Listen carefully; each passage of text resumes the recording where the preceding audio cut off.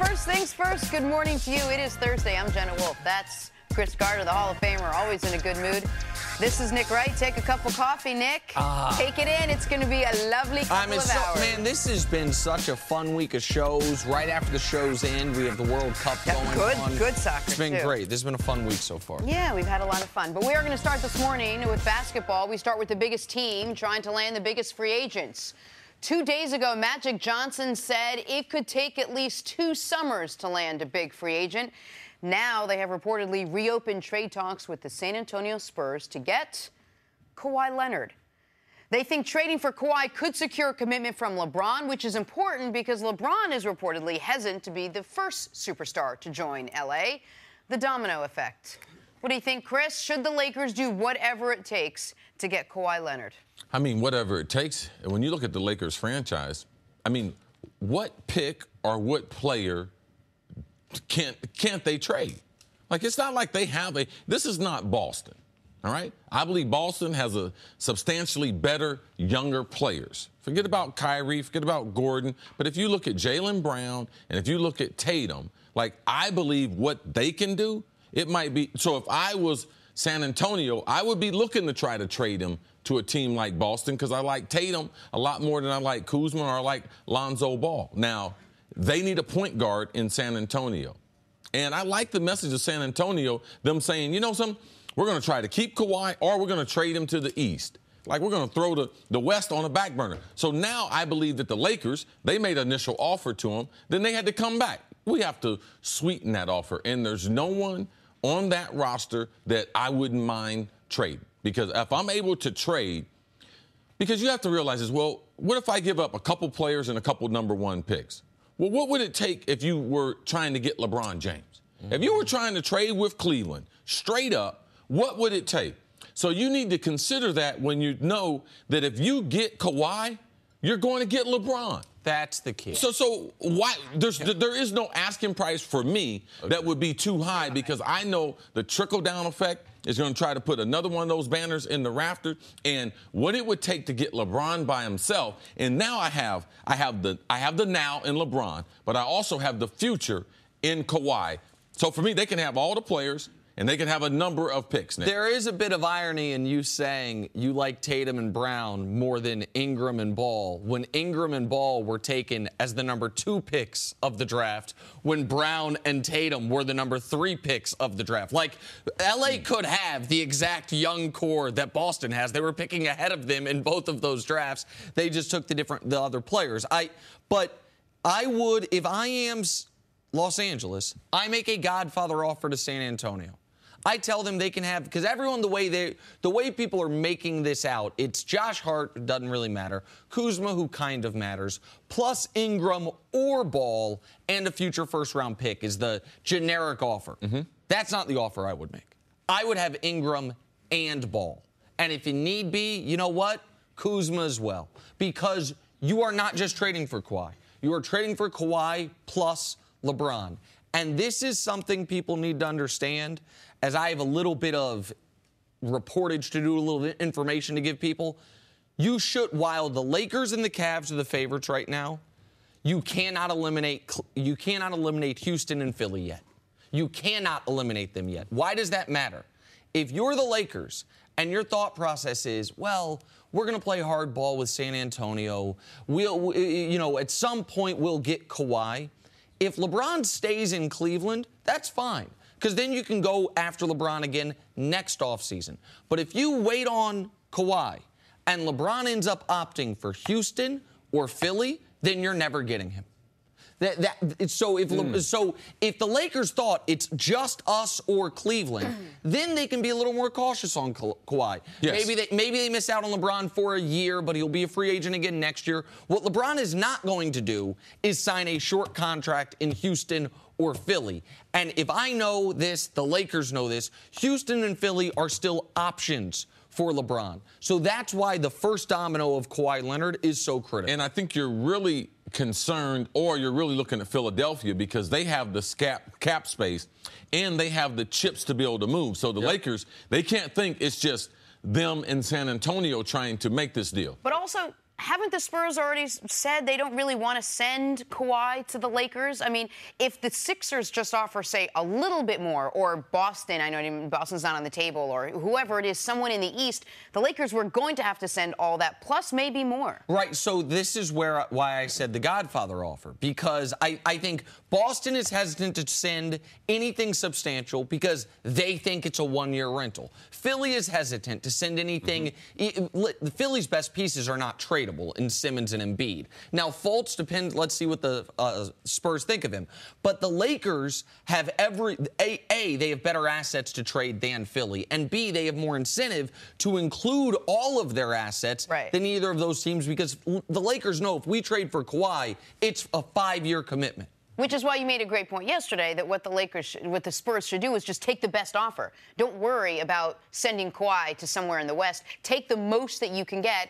And if the East is only going to be looking at maybe 1 year because Kawhi really does want to end up with the Lakers, although Paul George wanted to end up with the Lakers and now he may be staying, you should take the best offer. Well, R.C. Buford, I believe that was just a ploy. That was just a negotiating chip. Because they said, we're trying to keep Kawhi before the meeting. Then they had the meeting with Kawhi, and Kawhi told him he didn't want to be there. He didn't want to come back into the locker room ever again. So then they said, something, we're going to try to keep him in our program, or we're going to trade him to the East. That immediately intensified the pressure on the Lakers. Right. Magic Johnson knows. How you going to quit in 2 years, which you said you were going to quit, and then not make a substantial offer like – I'm sure Magic would give a king's ransom for Kawhi. And I believe that the Spurs did a great job of really putting the Lakers in a corner. You're going to have to make a great deal to be able to get Kawhi. And I just believe the other ramifications as far as will Kawhi sign a long-term going east, it just makes it more complicated. And there's one interesting thing that's gone under the radar that hasn't happened that tells you the Lakers know that this is something they need to try to get done within the next week. They haven't signed their rookie Mo Wagner, out of Michigan. Why does that matter? Everybody knows what contract he's going to get. NBA draft picks are slotted. There's no negotiation there. When you sign your draft pick, you cannot trade him for 30 days. And so why would they not have signed him already? Because if you sign him and the Spurs want him in that package, you can agree to it, but you got to wait for 30 days. LeBron ain't waiting 30 days to make his decision. Some of LeBron's management team is going out of the country at the beginning of next week. LeBron wants this thing wrapped up. That report was accurate, that this thing, or Brian Windhorst speculation, that this thing should be wrapped up before July 4th. That is exactly what I'm hearing as well, that this should not bleed on late into July. The Spurs know that. I mean, the Lakers know that, pardon me. And that takes me back to the conversation we had months ago, if they trade for Kawhi and then LeBron signs there, then all of a sudden, does Paul George look at it and say, oh, it's my hometown team and we'd be the favorites? Because they could make that work. They'd have to stretch provision Luol Deng, but they could make getting all three of them work. But the first domino has to be Kawhi Leonard. Yeah, and I believe that, and I think I'm the first person to talk to you about the Kawhi, LeBron, and Paul George, because I had heard that Magic was going to make a push for Kawhi. He had information that led him to believe Kawhi wanted out of San Antonio, and that this time Kawhi was rehabbing in New York City. So what a domino effect. I believe the Lakers, they should sweeten the pot to try to get Kawhi before this weekend. What would you trade for Kawhi, LeBron? What would the pack, if Kawhi and LeBron were on the same team and you could trade for both of them, what would you give up? So you can have Kareem, Shaq, Jerry West. Exactly right. And because you're going to change the history of the team. And if Paul George might be coming as well, that's why I'd say Ball and Ingram, 3 future first-round picks, because the future first-round picks ain't going to matter. Plus draft picks, or do they have enough? And it's not as if we don't believe they can play. It's you getting 2 players in their 20s, and Paul George and Kawhi, and you're getting LeBron James. And you also know you're not going to have what happened in Oklahoma, where you had Melo and Paul George and Russ, and there were 3 separate players, and it turned out they couldn't all play together. You already know that these guys are most likely, they're veterans, they've played, they're going to be able to play together. I've made the point that I think LeBron fits anywhere. I think LeBron and Ben Simmons don't care if it's redundant. LeBron plus Harden don't care if it's redundant. But there are better fits than others. LeBron and Kawhi is a perfect fit. Because Kawhi, what is Kawhi's one weakness as a player? He is not a playmaker. He is not an assist guy. That is his one weakness, and weakness is maybe too strong. The one thing he doesn't focus on is the passing the basketball. He's not a guy that's going to be your point forward, even though he probably has the skill set that he could be. LeBron and Kawhi are a perfect fit. If you maybe could also add Paul George to it, now we're talking about two of the best 6 players in the league, along with another guy that's in the top 12. But it all starts with Kawhi Leonard. It all starts with the same amount of talent as LeBron had on his team last year. Exactly right. Joke. All right, we'll talk much more about this. Chris Broussard is going to join us for a couple segments today. But coming up, how much will the future of Paul George tilt the balance of power in the West? We touched on it. That's next. First things first. At Buffalo Wild Wings, we'll admit that we often go overboard with our limited time offerings. We just can't help ourselves. Take our new signature sampler. For $15, you get wings and 3 shareable options, like fried pickles or cheese curds. Then there's our aptly named over-the-top nachos, a literal mountain of crispy tortilla chips loaded with your choice of pulled pork or honey barbecue chicken, corn, jalapenos, and more. Then top it all off with our new platinum margarita. Go overboard with us today at Buffalo Wild Wings. Wings, beer, sports. Available for a limited time while supplies last. Please drink responsibly.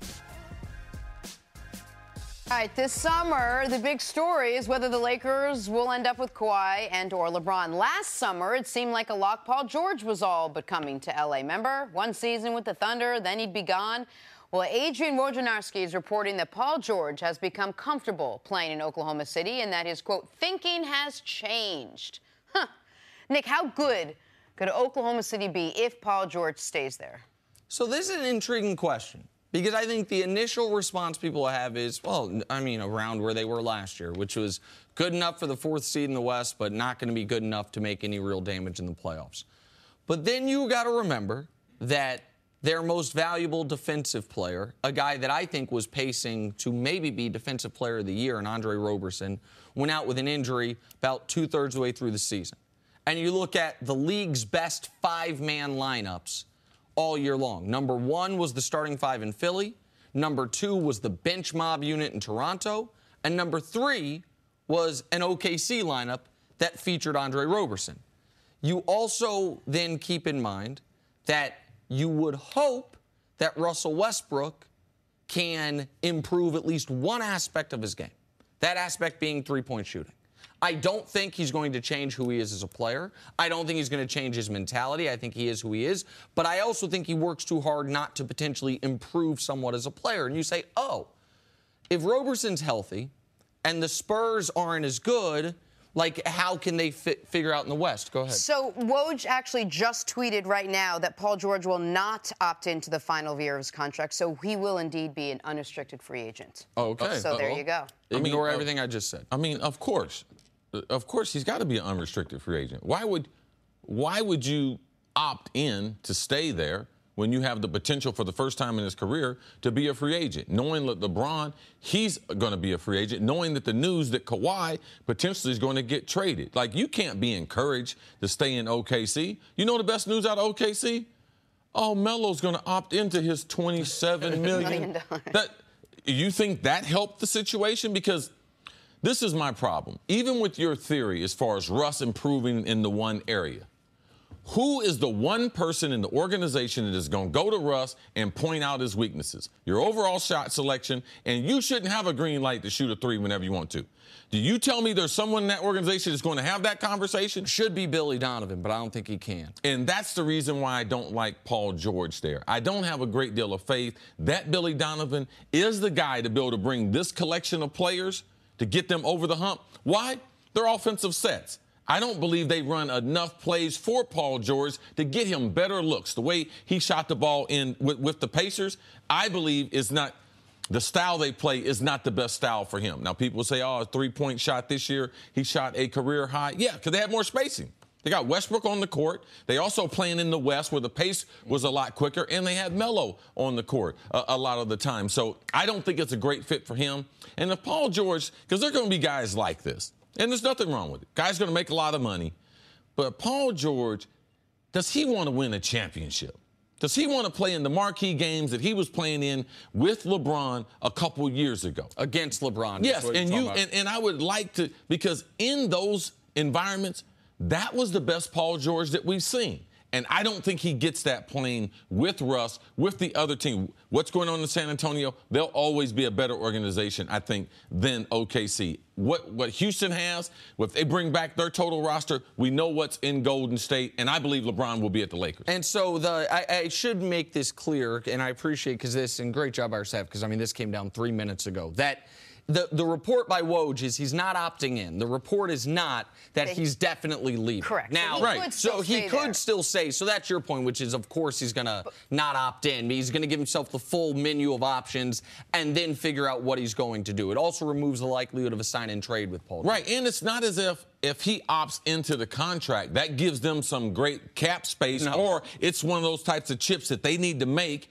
to get him to secure some other player coming. Right. But what it does do is, if you take a step back, it has a feel like there are a lot of moving parts right now. That Paul George has spoken to LeBron, and that, well, let me put myself in a position that if you are putting yourself in a position that if Kawhi does go there and you do go there, everyone is kind of making this availability so that when Kawhi makes this, or the Lakers come up with their big offer, everything can seamlessly transition to the Lakers. The Lakers potentially, but there's also we can tease this another direction, which is the Spurs are stubborn, or however you want to put it, and they don't trade him, or they're waiting. And LeBron says, no great options. I'm going to do another 1+1 in Cleveland. And then there is Philly, who's still going to have all that cap space, that might say, you know what? This guy right here. This is what we talked about. This guy right here. Because I was like, if he doesn't go to OKC, LeBron does not go to L.A., where's a spot that he could end up? Philly. Now, you talking about a perfect fit. Perfect fit. Now, I believe he might even be a better fit than LeBron, because they wouldn't have to change the roster as much. And you just plug him into Covington's role. Yes. Period. It's just better Robert Covington. I mean, the better offensive player. Covington at times can be a great defensive player, but so can Paul George. Like I think the Sixers would be better with LeBron, but the fit is better with Paul George. That makes sense? Yes. There's less adjustments you have to make. LeBron's overall talent level would make them better. So Paul George has a lot of options. That he still could stay in OKC. If the pieces fit for L.A., that even if Kawhi doesn't go there, if LeBron says, you know what, I'm still going to go, he and Paul George get together and they go together. And then there is Philly. And that Philly team, man, Embiid, George, Simmons is a formidable threesome. Yeah, I believe that Paul George is better being with LeBron. Yes. He needs that alpha guy to be with him. I believe with LeBron, that frees him up to be the best two-way player outside of Kawhi. Him and Kawhi, I believe, are top 5 players as far as two-way players in NBA. With LeBron, I believe that's a winning solution. I think Paul George knows you can't win a championship if I'm your best guy. It's one of the reasons OKC was attractive to him and continues to be. Because he can be the number 2. But I think he also knows the best guy to be the number 1 to my number 2 is LeBron James. And if not LeBron James, the next best guy's probably Kawhi Leonard. And if you can do it with both of them, well, that's obviously the ideal. All right, we're going to take a break. There's still so much more to be discussed. Speaking of Philly, Nick Foles speaks out about the future of Nick Foles. Where do you do that? That's next on First Things First. Hi, I'm Alexi Lawless. I used to play soccer back in the 1900s for the U.S. Now you can find me talking about soccer this summer during the World Cup on Fox. Now through July 15th, you can get daily FIFA World Cup updates from me through your Alexa-enabled device. Just say, Alexa, play the Fox Sports Flash Briefing, and you'll get the latest tournament news straight from Russia. Alexa and Alexi. Now that's a winning team. Don't forget to watch the 2018 FIFA World Cup all tournament long live on Fox and FS1. The first round of the U.S. Senior Open begins today. Check it all out today at 4 Eastern on FS1 or stream it live on the Fox Sports app. Is that John Smoltz in that picture? It is. Him and Freddie Couples. Among the many reasons to watch, our own Smoltzy. John Smoltz making his professional golf debut as he joins the legends of the game. Among Smoltz's many accomplishments, 8-time All-Star, World Series champ, Baseball Hall of Famer, he said none of those accolades compare to playing at the Senior Open. It's number 1. Everything else I've done has been part of a team. You know, I want to be the best teammate, want to do the things that I can do to help a team win, but this is individual. And this is by far a game I've learned to love. I didn't like it. I was 20 years old and I started playing it because I had 4 days off in between starts. You had nothing else to do, right? And I've just grown to love it, want to play as long as I can. Physically, unfortunately, there's things everybody deals with when they get to this point. But, you know, I'm having a time in my life, and I have the utmost admiration for these guys who have done it for a long time.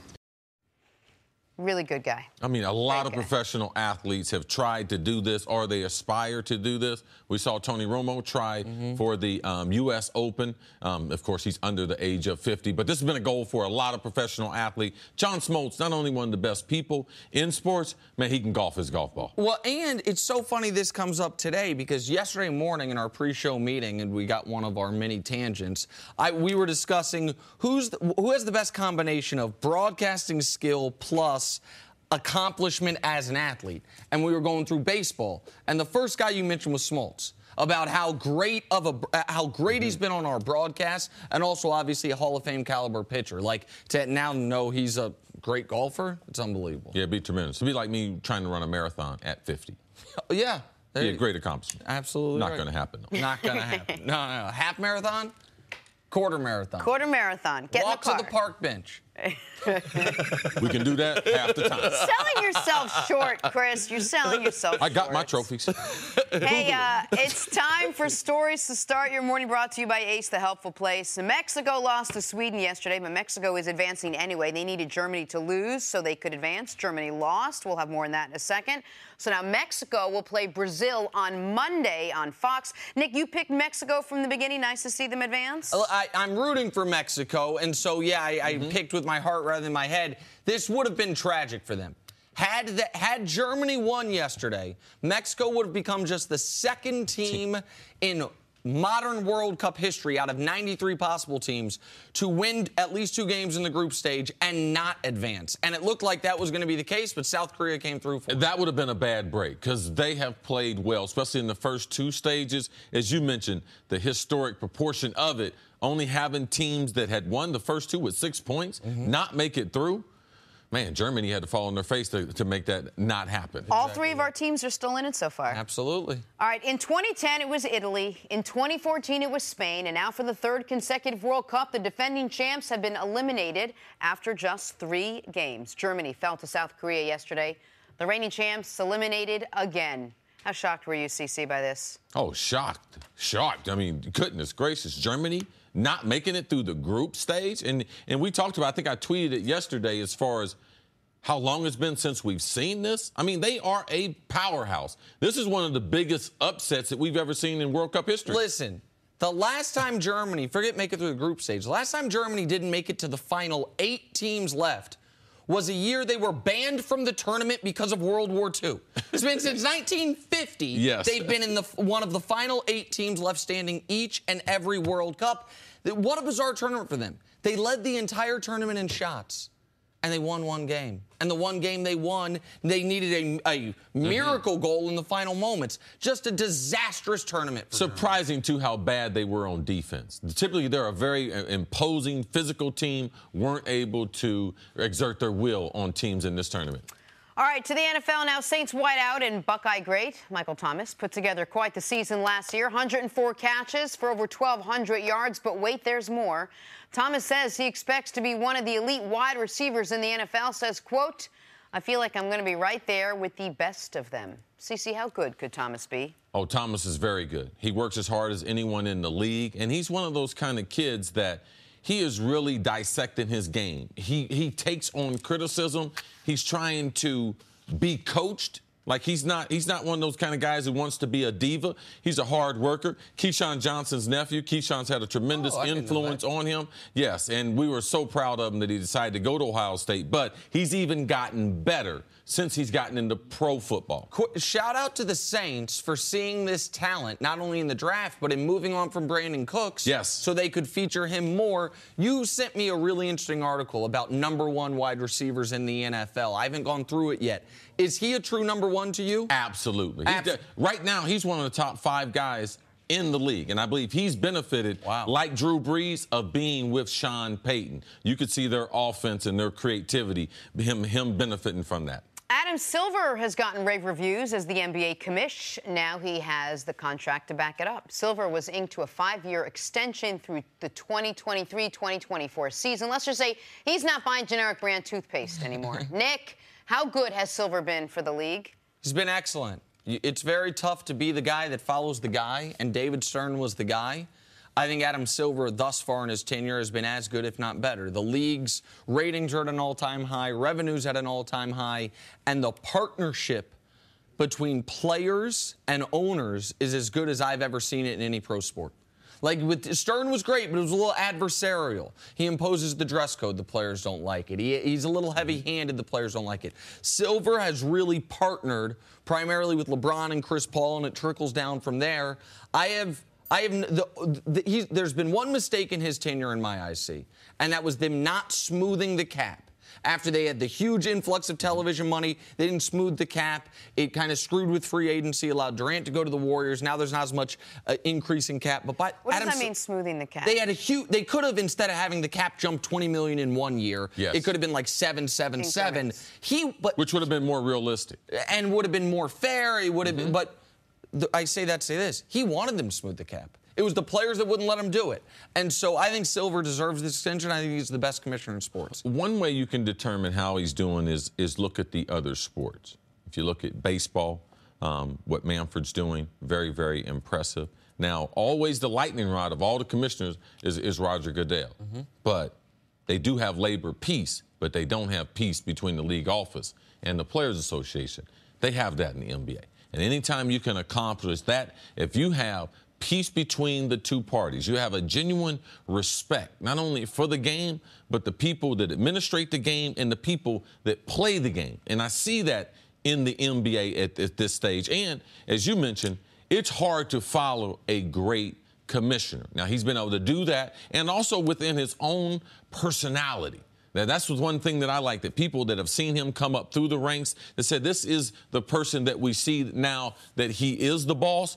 And what he's done from a social standpoint of how he was going to handle social issues is a step above any commissioner that I've ever seen in any sport. And for that, I have to be able to applaud him. They have a national anthem. They have a policy. Yeah.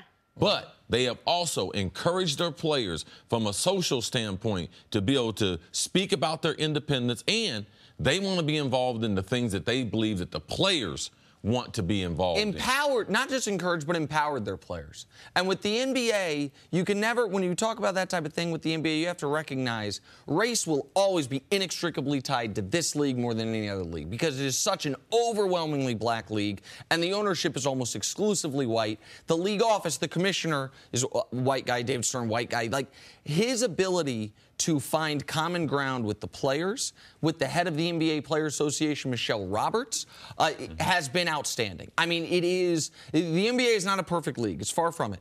But there are certain things that could be models for other leagues, that even though there's always going to be a union management push and pull, it can be a collaboration. They can be partners, and these guys really feel like partners. Not to mention, the NBA is as popular as it's ever been. Issues and personalities, and there's a lot of fun things to talk about. We've had a good season. But let's talk about football now. Nick Foles stopped by the show yesterday on his post-Super Bowl MVP tour. Couple of takeaways. He's very tall. He's, in fact, a true blonde, and he's embracing his role as a backup on the Eagles team, in no particular order. This offseason, there were plenty of rumors about Foles being traded somewhere where he could start. But after Foles renegotiated his deal with the Eagles, it seemed like he was set as the Philly backup. Here's more now from Nick Foles. I would love the opportunity to lead a team. Now, let me also say this. I'm not just going to go to a team and say, hey, I want to lead this team and not see who they are. It's about an environment. It's about going to work every day and enjoying where you work, the workplace, having that relationship. Because it doesn't matter what the hours are in a situation like that. You're going to love what you do if you love the people you work with. If it's not a great environment, I don't care if it's a short day and it's an easy day, you're not going to enjoy it. So if that does come to be, I want to find the right pick, be with the right team, a team like the Philadelphia Eagles organization. They do it the right way. It's an amazing locker room with amazing leaders and coaches. And, I've been blessed to be a part of it. That's why I'm not running away. You know, CC, you said weeks and weeks, if not months ago, that Nick Foles was comfortable in his role. That's the role he liked, even after he took this Eagles team to the Super Bowl. What was your reaction to what he said yesterday? I'm not surprised at all. He's got a lot of respect for the game. And what they have a hard time doing is people always try to put themselves in their decision-making into other people's hands. Well, if I was Nick Foles, man, after a Super Bowl MVP, I want to get out there, get me a long-term contract, take over another team. Some players, that's not the most important thing. He's also smart enough to know, man, if you get knocked around, no matter where you go, because we all have to put in the same amount of work. He said that. Man, the days are long no matter where you go. But trust me, the grass is greener other places. There is better food. There is better services for the players. There is a better environment that when you show up to work, that you say, man, I don't mind working hard here, because they really take care of the players. That's what the Eagles did when they came to him to adjust his contract. They knew that he outperformed that contract, but he's also smart enough to know that, man, being part of a team, this is not golf. He's not an individual.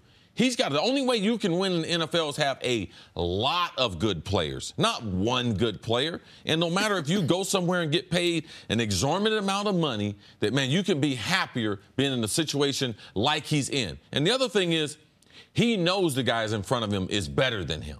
And there's not a lot of quarterbacks that want to be able to. And he's okay with that.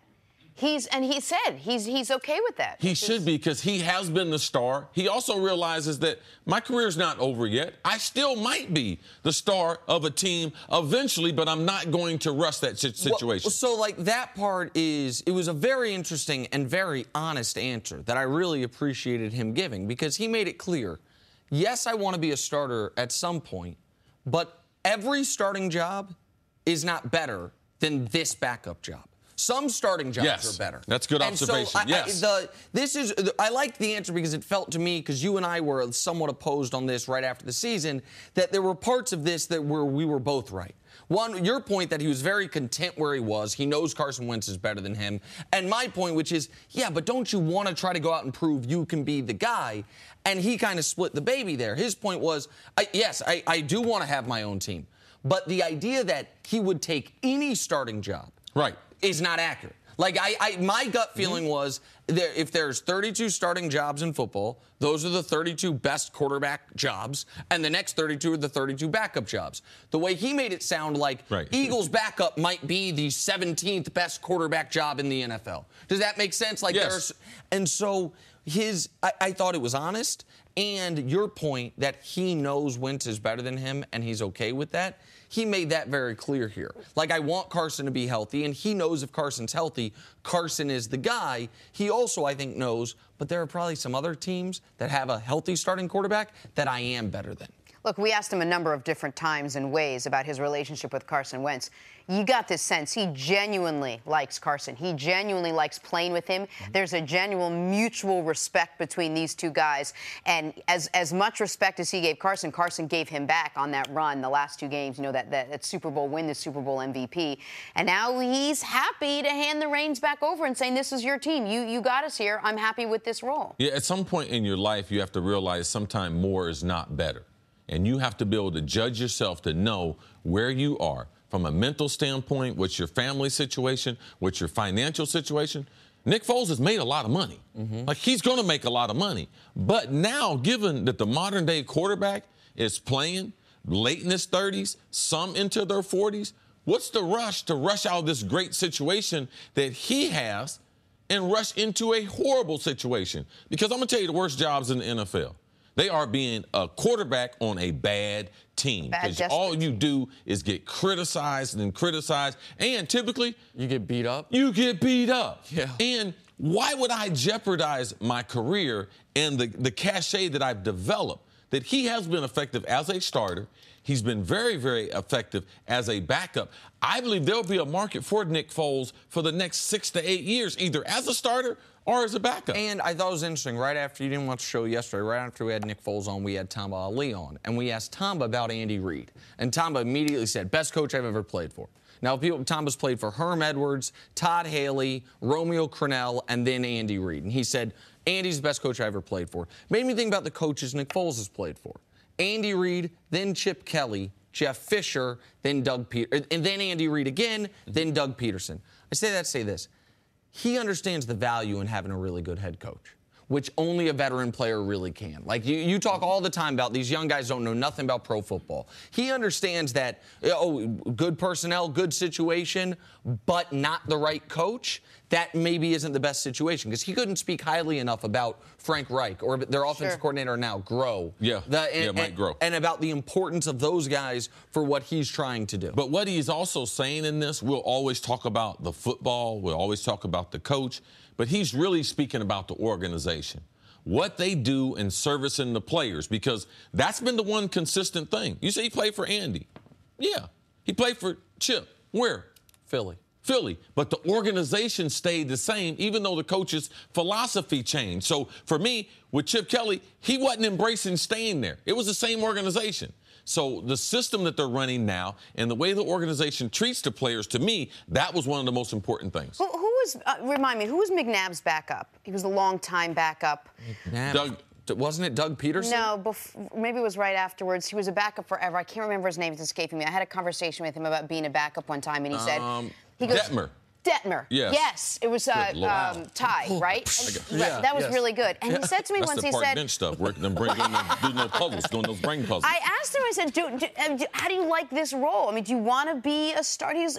No, why does everyone think I want to be a starter? He goes, I really enjoy this. I like this organization. I like the role I'm in, and I like the opportunity that when it's time for me to play, I'll play. But he loved this Eagles organization, and he stayed there for a very long time. I can understand that. But he couldn't play either. He couldn't. Okay. That's the best job he ever had. Right. As I was going through, I was like, I need that spot in my brain back. But get him out of there. Listen, a lot of people didn't think that Nick Foles was as good as he was until you saw those last couple of games. I think Nick Foles, ever since that 2013 season, has felt like I can play in this league in the right situation. There are certain backup quarterbacks who the last thing they ever want to do is play. Like, I feel like Jim Sorgi with Peyton Manning for a long time was like, man, don't get hurt. Like, I'm going to get exposed. Right. This is not what I need. Nick Foles isn't that guy, but he's also not a guy that feels like that overestimates how good he is. He's not a guy sitting here saying, man, I'm better than Carson Wentz. I should be the starter in this town, which after winning Super Bowl MVP would be hard not to feel that way, but he clearly doesn't. Good conversation. All right, coming up, Kyrie's latest comments on LeBron might surprise you. Next on First Things First. Back here on First Things First, Chris Broussard with us now. Chris knows everything about basketball, so it helps that we're talking about basketball. Speaking of great athletes turned broadcasters, Chris Broussard. Good to see you, brother. I'm just glad there's no footage of my Division III basketball days. Well, you said that about your rapping. You have to have footage of something. You have to get box scores. It's all gone, man. It was pre-internet. It's been white. It's been white. God. All right, Broussard, in the least surprising news ever, James Harden won his first MVP award after a stellar season. He beat out LeBron James, securing 85 of 101 first-place votes. LeBron's former teammate, Kyrie Irving, of the Flat Earth fame, had an interesting take on the results. MVP is hard to gauge nowadays, like, because now you have the people's MVP, then you have, like, the NBA's MVP. You know, like... So who's the people's MVP in your mind? I think the people's MVP was definitely James. Okay. But the NBA MVP was definitely Bron. So you think LeBron should have gotten the MVP? I mean, if we're talking strictly based off stats, like, he checks every It's him mark, every year, though, in that regard, right? Does anyone do more for one team than LeBron does? Mm-hmm. Look, he said a lot about their relationship in just a few little grunts right over there in that last part. Well, I give Kyrie credit for being honest, not letting whatever his personal feelings are with LeBron. I think they actually are fine. That is personally. nice to see. Yeah, that he didn't let that stop him from saying, look, LeBron's the best player in the world, period. I also think Kyrie may be falling into the trap that many fans fall into, which is not understanding it's strictly a regular season award. I've been a voter for almost about 20 years. The ballots are due April 17th. Last year was like April 14th, before the playoffs start. But when you have the award ceremony after the postseason. All people remember is the postseason. So you see LeBron have this tremendous postseason run, and you say. In the playoffs, I mean, forget the 82 games. In the playoffs, he goes up, forget one notch. He goes up 2 notches. Exactly. So, He's hitting clutch jumpers. You know, his numbers are off the chain. He's playing 44 minutes a game. Yeah, you can make an argument for him getting the MVP based on what he did in the regular season, but James Harden was just Well, here's the other issue, and Kyrie was right when he said it's hard judging MVP now because there's no defined criteria. The NBA doesn't set, like, they don't say just who was the best player, period. So to some voters, it's the best player, period, regardless of team record, whatever. To others, it's the best player on the best team. I try to take several things into account: individual performance and stats, team success, supporting cast, even historical implications at times, you know. And for instance, LeBron's clearly the best player in the world. Nobody, I don't think any voter denied. It would be cleaner and simpler if the NBA did what I would like them to do, which is have that be a distinction that is announced every year. Just simply, just say, best player, who holds the title. The best player alive is X, and you can. LeBron would have held it for about the last decade, and you can see like that. Then, well, so you saying make the MVP a different award? Have a separate award from the league MVP for the season. And just have the media say who's the best basketball player in the league. Like, then people would have a much easier time with Harden winning his MVP, with Nash winning his MVP. Yeah. Because you would say, okay, they won the MVP, but we all acknowledge this guy's the best player. The one thing that's been consistent is this is not a new argument. Correct. The best players in the world are not going to win as many MVPs as they should. Jordan should have won more. Kareem should have won more. Like all these guys, because people go through the fatigue of 82 games, and every year it's who can we prop up? Anthony Davis got a great chance. The reason why? He hadn't won one. Yeah. And people would like to see him. But I believe you look at the stat lines, but also you have to look at the stories that inside of what the numbers say. Now, Harden had a career high, 30 points he averaged a game. But that's also adding a superstar in Chris Paul. That's also in the storyline. They won 65 games, the best record. So that was worthy of MVP. But LeBron, we act like Harden averaged 30. LeBron only averaged 22. LeBron almost averaged 28. Yeah. And a career high in rebounds and assists. And he was the only guy on their team. Yeah, shot 10 points higher from the field than Harden. And, I mean, there's no one who went through something mentally like Kyrie to IT to another trade of a bunch of bums like LeBron. So for me, he had the most valid case in what he did this year and also playing in those 82 games. But the one other thing that was interesting about these comments, though, was not about Kyrie's opinion, but about what it said about he and LeBron and their relationship. Because one thing I think the average fan has gotten wrong is that the reason Kyrie wanted out of Cleveland is because he couldn't stand LeBron James. I've never been told that. I have no reason to believe that. Kyrie's comments have never validated that. Their interactions on the court, whether it was game one of the season, the All-Star game, at any point never led you to believe that. Kyrie wanted his own team. Kyrie wanted to be the man somewhere. Kyrie was not most focused on winning. We know that because his list of teams included Miami and New York. Now, San Antonio would be a great winning place, and Minnesota's close. But Kyrie already has one of the most iconic shots in NBA history and a championship. And people also need to remember, when Kyrie re-upped with Cleveland, LeBron hadn't come back yet. It was about 2 months before, it was 2 weeks. It was in the offseason LeBron chose to come back, but he hadn't come back yet. Kyrie thought, this is going to be my team. And then the most talked about athlete in all of sports goes there. So I don't think it was ever that Kyrie hated LeBron or hated playing with LeBron. I think Kyrie wanted his own team. I think there were several factors with Kyrie. Now, their relationship personally was fine. They were cordial. They were friends. They didn't hang out all the time. Kyrie is kind of on his own and stuff like that. But some of it was LeBron. Like, Kyrie wanted to be a point guard. And I don't think he's that true of a point guard. You see in Boston, he's only averaging 5 assists. But he wanted, like, when you play with LeBron as a point guard, you don't know from possession to possession whether you're bringing the ball up or not, or you going to stand in the corner or on the wing. So Kyrie, that can be frustrating. And so there was some of that he wanted to show people, I'm a point guard, and I want to play like a point guard. But yeah, he and LeBron never had a blow-up, never had an argument, huge argument or anything like that. So, But I think, too, when I look at the MVP, look, I think the Cavs underachieved the last few years in the regular season. And fourth seed, I understand they had a lot of issues and changes, but so did Houston. I mean, Chris Paul missed 24 games. You had P.J. Tucker, Luke Ba, Mute, Chris Paul as new players, so adjusting to another star coming to your team that has been ball dominant. Harden had to go through all that. They did have several players had career years, though. Yeah, okay. but I Capella. And I credit Harden for a lot of that, and D'Antoni's system ups numbers for guys. I mean, that's just been proven, But I just think LeBron, if your team underachieves, it's going to be hard for me to vote you MVP. And they've proven, because not even just this year, but with Kyrie there. They win 50 games, 51 games 2 years ago, and then they run through the East. So it shows you the regular season they're underachieving, and I take that into consideration. Go ahead. I was just going to say, then, why do they do that? If everyone agrees that this award, why can't they just finish out the season and then give this MVP award so you can factor? Because that's what at the end of the regular season? No, at the end of the postseason. At the end of the that's the finals MVP. Now you can that's who would get it anyway. Probably. So that's the same thing would happen.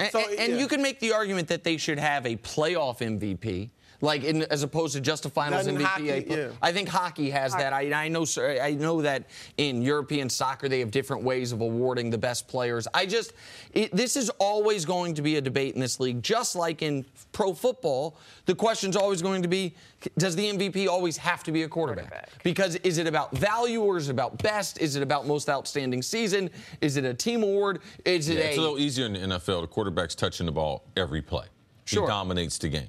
But years ago, right, it wasn't always a quarterback. You had a lot of running backs getting it back in the day. Now, running backs were a bigger role back then. Well, yes, they're still getting more touches. The quarterback's still able to dominate the game. The NBA, though, the guy can play on both ends of the court. It's just the 82-game schedule. I believe that we get fatigued talking about the best player. So eventually we're always looking for an upset with the MVP, and that's what typically they've done.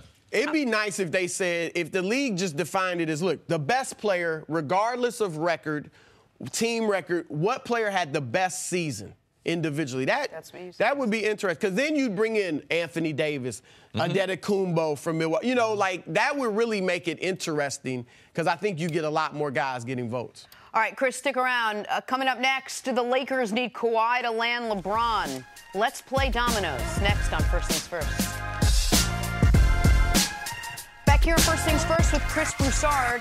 Chris, 2 days ago, Magic Johnson said it could take at least 2 summers to land a big free agent. Now they have reportedly reopened trade talks with the Spurs to get Kawhi Leonard. They think trading for Kawhi could secure commitment from LeBron, which is important because LeBron is reportedly hesitant to be the first superstar to join L.A. Broussard, should the Lakers do whatever it takes to get Kawhi? Well, the problem is it's just not under their control. I'm sure they're willing to offer whatever they need to offer to get him, but if the Spurs don't want to play ball with him, then there's just nothing they can do. And I also think they need to have conversations with these players. Now, if it's not going to be LeBron, then his management team. What is LeBron looking for?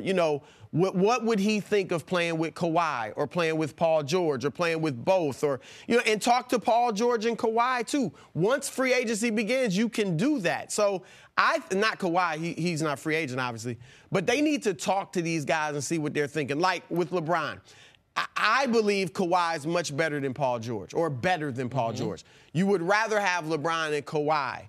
But I think I'd rather have LeBron, Paul George, and the supporting cast, Brandon Ingram and all those young guys, Kuzma. That's a great point. Than just LeBron and Kawhi. Yeah, that's a great that roster, because you don't have to give up anything to get Paul George and LeBron.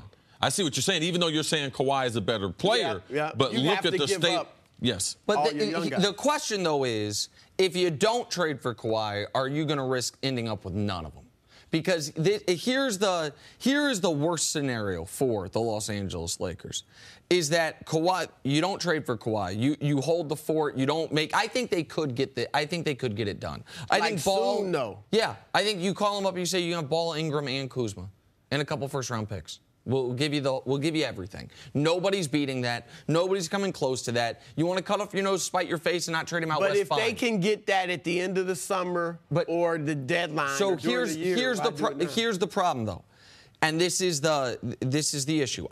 So I was told last night that it is not just the Lakers and Cleveland for LeBron. That you cannot X out Philly and you can't even X out Houston. That even if the Lakers and Cleveland are leading candidates, that all 4 of those teams are still on the table. If you don't trade for Kawhi and Paul George stays in OKC, which is still available, and if LeBron stays in Cleveland for a year, then fine, you run this back next year. But if LeBron goes to Philly or he goes to Houston, then you're never getting it.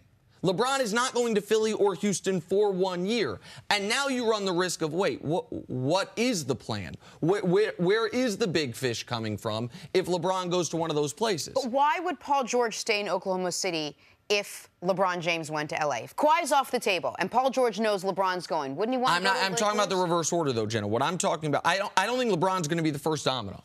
I think LeBron's going to wait and see. And so I think that the point is, I think if you get Kawhi, I think you have to look at the Kawhi trade as you are trading for multiple players. Because if you get Kawhi, one of these other guys is coming. And so, that's why I would give up everything, whatever it takes to go get it. I don't doubt that they're willing to do that. If I'm the Spurs, I'm also looking at it like you are. We're trading them Kawhi and multiple players. Because, and I get what you're saying, and I tend to agree that at the end of the day, you have to do what makes your roster best. Yeah. And that's a heck of a trade that you just threw out as far as what the Lakers could give them. But if I'm the Spurs and I can get that in September and keep you from getting LeBron, why don't I do that? You see what I'm saying? They don't just want the Lakers not to get Kawhi. They don't want them to get LeBron, even if it's only for a year. They love to screw up the whole Lakers plan, Sure. Chris, I got a question for you. Do the Lakers need to see Kawhi on the court before they give up all these assets? Because ain't nobody talking about that. We act as if Kawhi had a sensational season. But he didn't play. He was good in those 9 games and 25 minutes a night. Yes. No, I'm with you.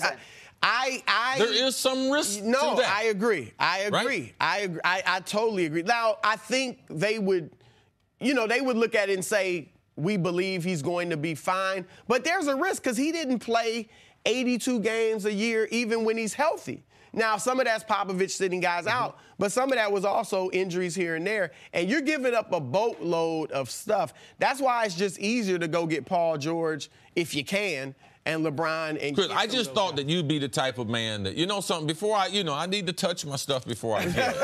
I just thought you would be like that. I'm kind of like that. I just thought. But here's the thing. This is, man, everyone knew Paul George was going to the Lakers. No, you're right. Everyone, listen, Indiana, trade me because in 2 years I'm a Laker. I mean, I've never seen an agent publicly say something like that with 2 years left on a contract. Not only is he leaving, this is where he's going. You might as well trade him. Credit, by the way, to Oklahoma City for saying we'll roll the dice. Yeah. It might end up paying off for him. You can say it kind of paid off last year, but the difference in OKC's future with just Russ, or if Paul George decides to stay, and I know there's the report, and we'll talk about it more later, he opted out of his deal, but he could still stay there. I would argue no one in the world, forget pro athletes, no one in the world can definitively say, here's what I'm doing 1 year from today. No, I don't care if you're the President of the United States. I don't care if you're a guy picking up trash on Fifth Avenue. I don't care if you're a pro athlete. You never know definitively what you're doing. So this whole idea of if the Lakers plan is, you know what, we'll keep our guys because Kawhi's going to come. And then LeBron will join him. Magic said it'll be 2 years anyway. Yep. Man, you're rolling the dice there. It's a risk. There is no question about it. Because you're right. Everybody thought George was going there. So what if Kawhi gets traded to Boston? They win the title. He enjoys playing with Kyrie. Even if they don't win it, you just enjoy the situation, like Paul George. And what if a guy in Kawhi Leonard has only lived in, that I know of, Southern California and San Antonio? What if a big attraction of L.A. is, man, all these cities that aren't L.A. are terrible because San Antonio's the only place he's lived. Yeah. And then he lives in Philly a year, and he's like, oh, there's other awesome cities in America, not just Los Angeles. There's a lot of factors there if you're just going to say, don't worry, we'll get him later. Chris, if you take Kawhi off the table, say the Spurs decide, you know what, I don't want to send him to the West. He's off the table. Why don't Paul George and LeBron, which I'm sure they've already had a discussion that says, hey, I'm not opting in. I'll wait to see what you decide to do. Would those two be enough? Like, would LeBron go to L.A. if it was just LeBron and Paul George? Yeah, I believe he would. So that's on the table. That's up to LeBron. If he wants to do that, well, it's up to Paul George. Well, what's keeping Paul George there if he can go play with LeBron and the Lakers? And you told us Paul George likes to fish and hang out with old white dudes in the suburbs, right? In Oklahoma City. In Oklahoma City? I don't think that was me, but I think some of that's true. That was Mannix. That was Mannix. I apologize. I think there is truth to that, though. Yeah. That Paul George is not a big city guy necessarily. That Paul George likes the low-key life, is at least what we've been told. Why was he screaming about the Lakers? You know what I mean? In the first that he was all but there. Because it's home, right? But it's a big city. He knows that, you know? For sure. The point that I was making is that some guys, some NBA superstars, hate the small markets. Paul George isn't that guy, that he's more of a low-key guy, that he likes to go fishing, that he likes to just kind of hang out. And so I don't think any of these guys, except for Kawhi, know with 100% certainty where they want to play, and Kawhi is the only one that can't control it. Right? Kawhi's the only one that the decision's not in his hands. now. Correct. Yeah, absolutely. Because he can control it later. Yeah, I've seen plenty of Lakers players fishing right on Rodeo Drive. Fishing. Let me get her. All right, Chris, we'll see you a little bit later. Let me get that Bentley right there. Let me get that handbag. Stay with us.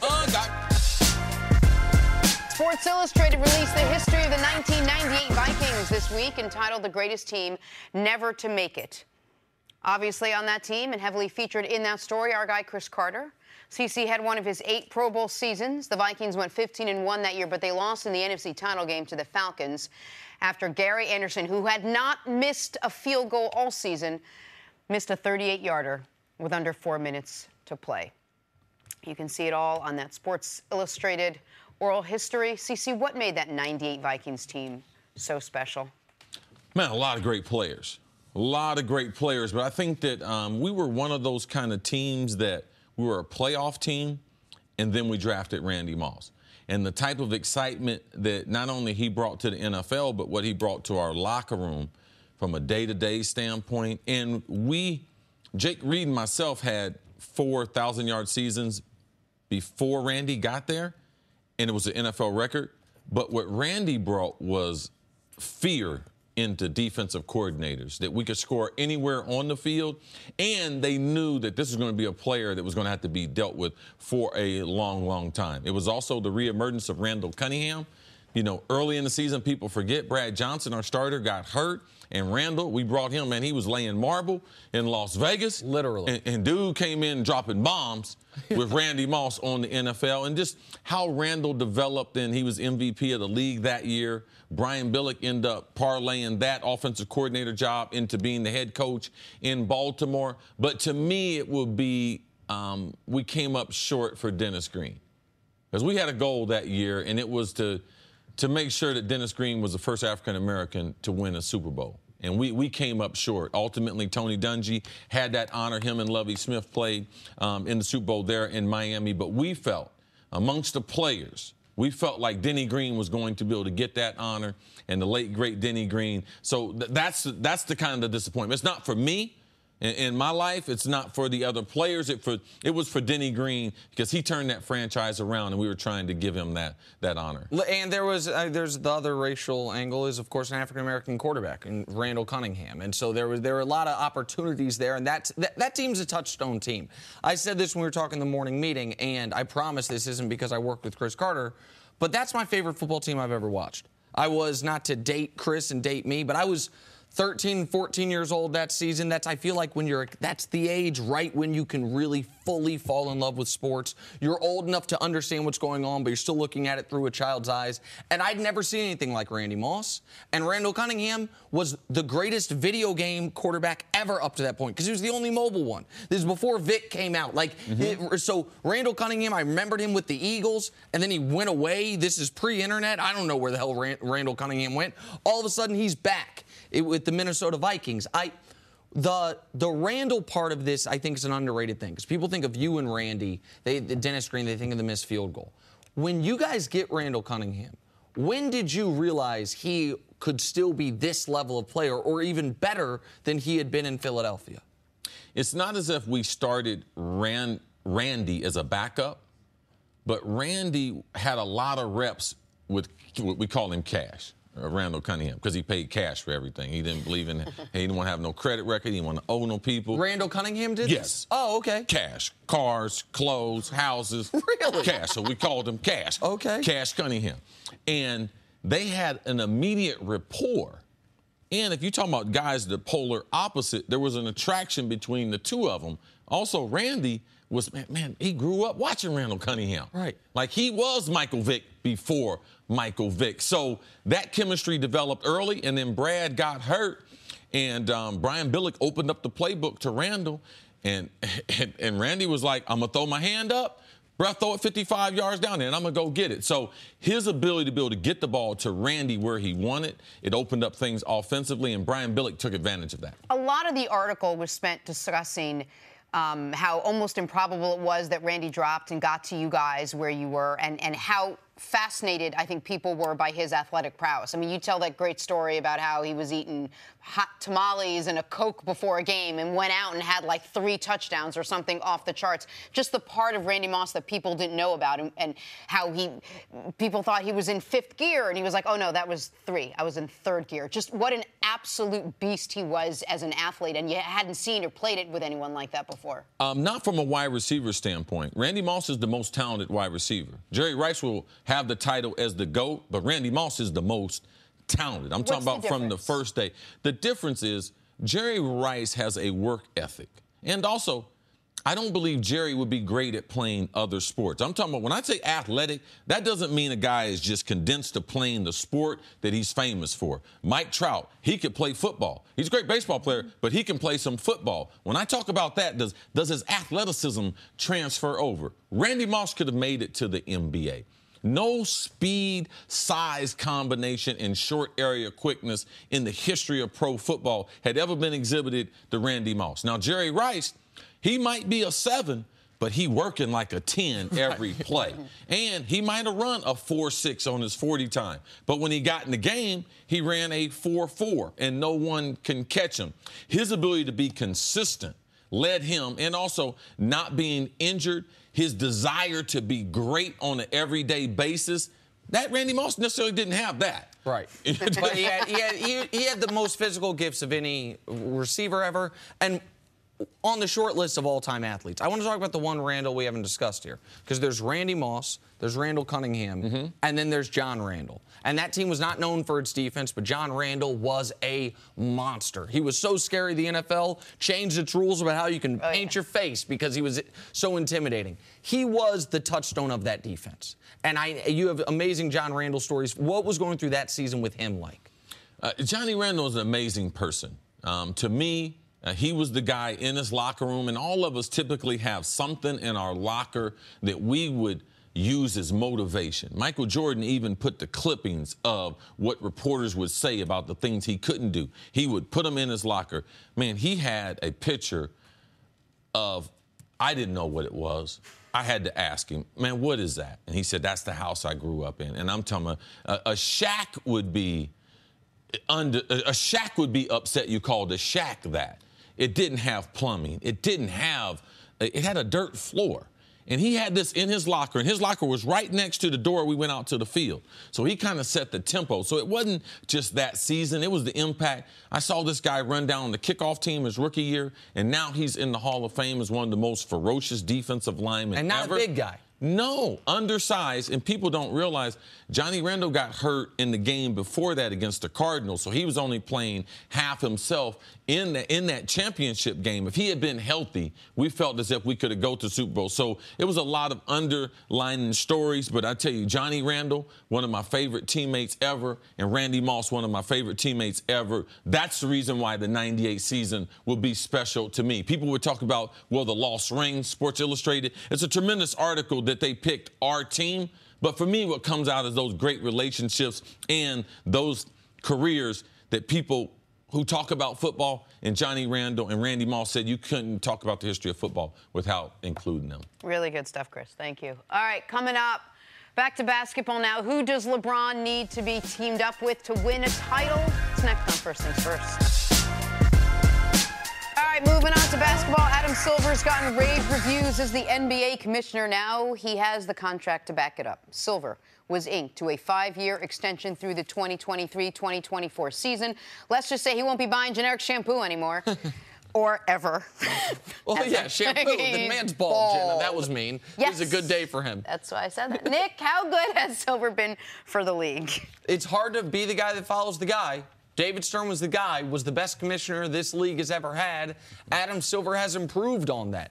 Kept the labor peace, has great television deals, ratings as high as ever, and a better partnership with the players than any of the other sports leagues going right now. I think Adam Silver's an outstanding commissioner. Yeah, look at some of the monumental things that he did. I think early in his tenure, we had the situation with the Clippers, right? Oh, that was right after he took over. Okay. With the owner of the Clippers. Let's get started with the Clippers. Yeah. And to see how he has been started off with that, and now this season, as far as the social issues, just those two things right there set him up as being one of the greatest commissioners ever. And because that's not hard to deal with the social issues the way he has. Absolutely. He's done a great job. To the NFL now. Saints wideout and Buckeye great Michael Thomas put together quite the season last year. 104 catches for over 1,200 yards. But wait, there's more. Thomas says he expects to be one of the elite wide receivers in the NFL. Quote, I feel like I'm going to be right there with the best of them. CC, how good could Thomas be? Oh, he can be real good. Now, he's not as talented as some of the others. He's not as talented as Antonio. He doesn't have the short area quickness, doesn't have the overall physical style of Julio Jones, but he has the work ethic that any football coach would be proud of. Now, I thought he'd be good in the pros, but I didn't see the greatness in Mike. His uncle, Keyshawn Johnson, had a huge influence on him going to Ohio State, but he has worked himself into being a player. He's just tall enough. He's just fast enough. But in Sean Payton's offense, and watch how the Saints utilize him in the slot on third down. He has great versatility for a wide receiver. And you can argue, if you're going to be a wide receiver in the NFL, the single best coach-quarterback combo you can have is the New Orleans Saints, as far as putting up big numbers. Now, Belichick and Brady are obviously great, but that's not necessarily going to help you put up great numbers. Go ahead. And if you're a young kid out there and you want to play pro football, go to Ohio State. That's a good start to it. That's a good start. Why didn't Uncle Keyshawn send him to USC? Yesterday, we had 12-year Chiefs linebacker Tamba Hali in studio. When we asked Tamba about second-year Kansas City quarterback Pat Mahomes, he compared him to one of the greatest quarterbacks to ever play the game. Take a listen. What do you think about Pat Mahomes for next year? I think he's phenomenal. If I should compare the guy, he's a Brett Favre, a mini Brett Favre. Wow. He would run, he would throw it off his back foot, he would look out, look this way, throw it that way. I mean, we watched him in practice, we were impressed. I mean, so impressed. What do you think, guys? Is this a fair comparison? Mahomes to Favre? It's never fair to compare anyone to one of the greatest players that we've ever seen. And also, Brett Favre, not only his style, but his overall toughness. That's hard to duplicate. Like we had Peyton Manning follow Brett Favre, and we saw that overall toughness, that longevity. But Brett played a style that we haven't seen a lot of quarterbacks play at. But Tamba was right there. And if he says he was impressed with him, I'm impressed with Tamba, just like his hair. I was impressed. He had the most impressive hairdo of anyone we've ever had on the show. Certainly the most unique. Yep. But as a veteran player, you have to heed notice to some of the things that he said that he saw. Now, I believe with Andy Reid. Now, if he was somewhere else, I wouldn't have enough confidence because I don't think the quarterback or the quarterback coach would have the patience to be able to develop a Brett Favre. But Andy Reid did develop Brett Favre, him and John Gruden. So I'm very, very happy that he's with Andy, and Andy will have the patience to be able to cultivate that style. And keep in mind how much Andy wanted Pat Mahomes. They trade up to get him, become the first-round quarterback the Chiefs have drafted since Todd Blackledge. They draft him knowing they were a playoff team the year before, knowing they thought they could compete, and knowing that they still had Alex Smith, that he wasn't even going to play. They basically said, we'll get rid of our first-round pick for a year because we like the player fair enough. I'm obviously partial. I'm from Kansas City. It's a team I root for. I'm excited to watch a homegrown quarterback for the first time in my life. But I want to ask you a Brett Favre question. People know about Brett Favre, the touchdowns, the interceptions, the amazing Iron Man streak. But you mentioned to Chris Broussard about, how the groceries are packaged, as you like to put it. Tell the audience about Brett Favre, the guy, the football-playing body that people don't know, that allowed him to play 15 years without missing a start. Yeah, I tell people the story that every tough guy from your neighborhood, I don't care if you're from some country town, some city, Central America, in the Midwest, which I came from, East Coast, I don't care what hood, project, every tough guy you ever met, there's that guy in the NFL.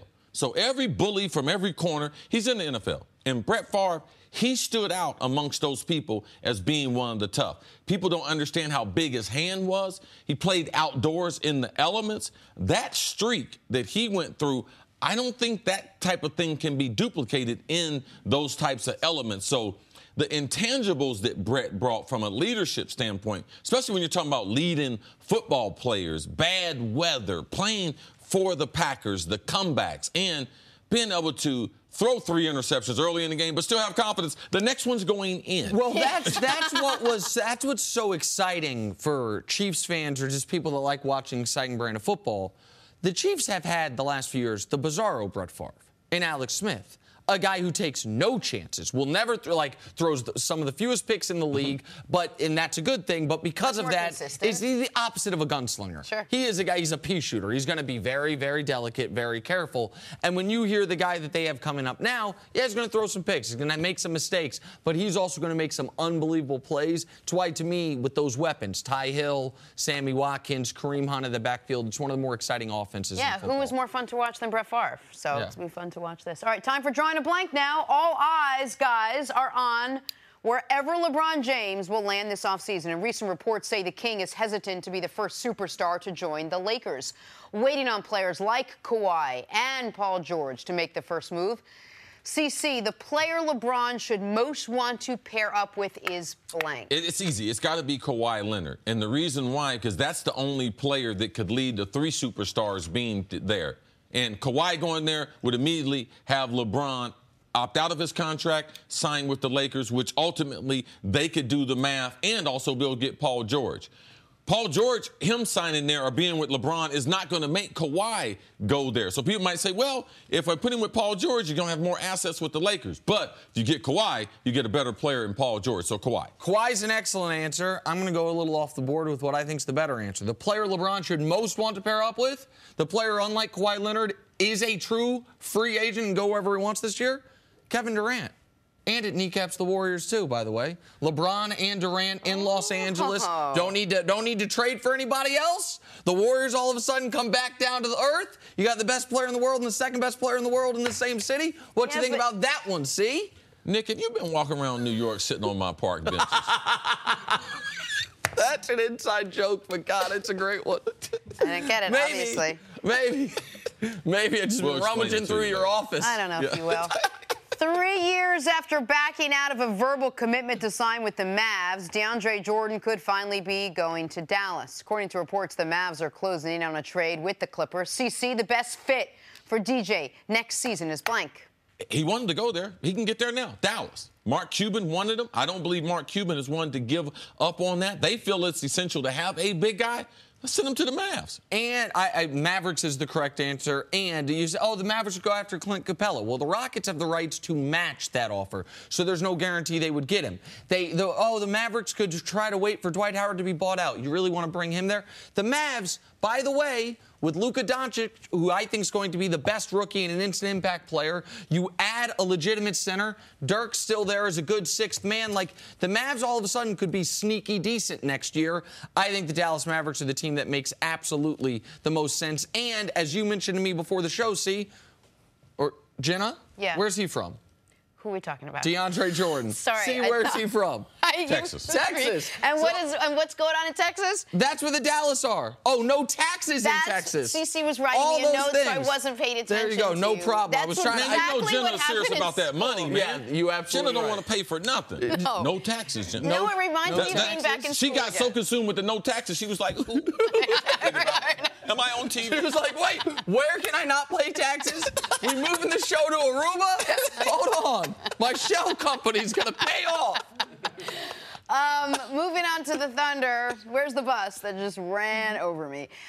Adrian Wojnarowski is reporting that Paul George will opt out of his deal with OKC and become an unrestricted free agent. But the thought is that PG-13 is still considering a long-term deal with the Thunder. So, Nick, the team Paul George should play for next season is blank. The team that it's the cleanest with, that has the fewest moving pieces, the Philadelphia 76ers. Whoa.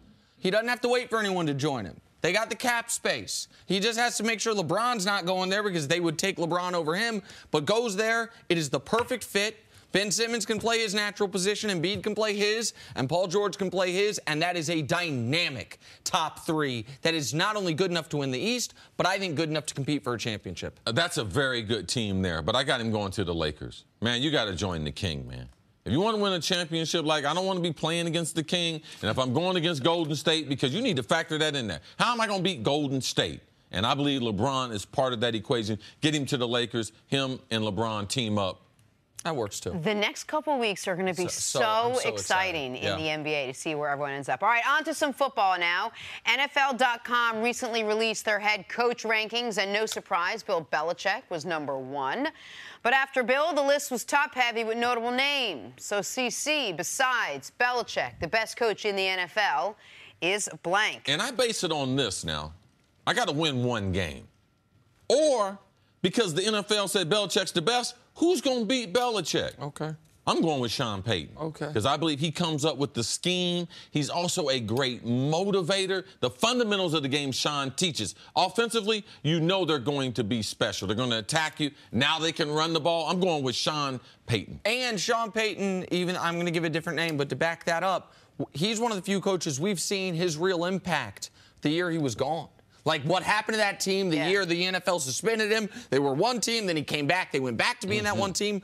But I'm going to go about it not if you can win one game, but if I don't know who my quarterback's going to be. I don't know how healthy my team's going to be, but I want to make sure my team's still going to be buttoned up and be able to compete. How about Mike Zimmer?